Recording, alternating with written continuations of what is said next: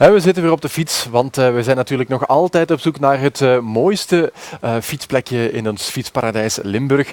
We vragen natuurlijk aan jullie thuis om zo'n plekje te nomineren. Je kan altijd nog je foto insturen van dat mooie plekje waar je toch altijd graag even met de fiets stopt of als je aan het wandelen bent.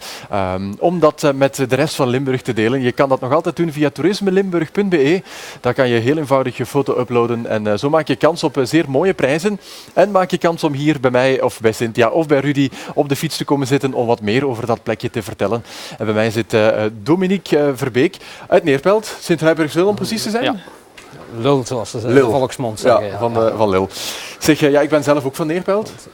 Dus twee streekgenoten bij elkaar. En het is mooi fietsen in Neerpelt, hè? Het is prachtig fietsen in Neerpelt. Hè? Ja. Dus, en dan Lil is nog een apart stukje eigenlijk van Neerpelt. Het is een fusiegemeente van Neerpelt, maar toch eigenlijk een kleine landelijke gemeente. Ja. En het fietsroutenetwerk situeert zich hoofdzakelijk langs het kanaal. Maar eigenlijk heeft Sint-Huibrechtse-Lil een lus op zich, waar het eigenlijk mooi is om een keer te vertoeven. Ja, en een van die plekjes die rond die lus liggen, zal ik maar zeggen, dat is een zeer mooie molen die je hebt ingestuurd. Ja.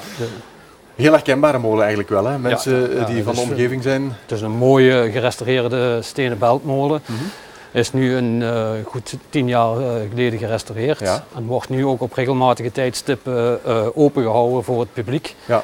Dus dan kunnen ze op iedere tweede zaterdag en vierde zondag van de maand is hij vrij te bezichtigen. Ja. Anders is hij te bezichtigen op afspraak. Ja. En dan krijgt u een videoreportage over het hele molengebeuren en ook een rondleiding door enkele gediplomeerde molinologen. Ja. Dus wel plezant om daar een keertje te stoppen natuurlijk. Hè? Dus een heel leuke stopplaats, ook langs alle kanten waar je Lil toe benadert. Als de molen aan het draaien is, valt hij direct op. Het is een pareltje. Hè? Ja, eigenlijk. Nu, aan die molen is ook regelmatig een teutenhuis te vinden, hè? Als het de teutenroute is. Ja, dus ieder jaar organiseren ze een teutenroute. En dan zijn er verschillende teutenhuizen, dat wil zeggen plaatsen waar de mensen die de teutenroute fietsen even kunnen halt houden om iets te eten of wat te drinken.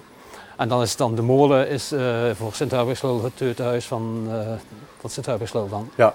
Fantastisch. Nu uiteindelijk, je kan niet alleen fietsen in Lil, maar je kan ook wandelen en met paarden op pad. Hè? Ja, dus voor te wandelen zijn er een aantal mooie wandelroutes uitgestippeld.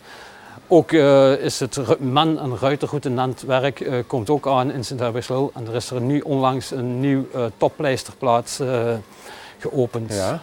En wat wil dat zeggen? Dat wil zeggen dus dat de ruiters en menners daar een ideale stopplaats hebben voor te rusten met hun paarden. Dus ze kunnen hun paard daar veilig achterlaten en ze kunnen daar zelf iets gaan eten of drinken op het terras. Daar hebben ze zicht op de paarden en alles blijft veilig. Fantastisch. Nu Dominique, ik vond het heel fijn dat je erbij was en dat je die mooie foto hebt ingestuurd. Hè? En dat je alle mensen van Sint-Huibrechtse-Lil en Neerpelt trots gemaakt hebt vandaag op TV Limburg. Ja, graag gedaan. En tot de volgende keer. Ja. En als je zelf nog een leuke foto hebt, stuur die zeker door via de website van de provincie toerismelimburg.be. En zo maak je dus kans op een gratis fietskaart die je sowieso krijgt als je een foto instuurt. En er zijn nog veel meer mooie prijzen te winnen. Dus zeker de moeite om dat te doen. En je kan trouwens ook nog altijd, als je zelf geen foto's hebt, stemmen op bijvoorbeeld de foto van Dominique. Dus zeker is de moeite om naar de website te gaan en om op jouw favoriete foto te stemmen. En de plekjes misschien zelf wel eens een keertje te gaan ontdekken.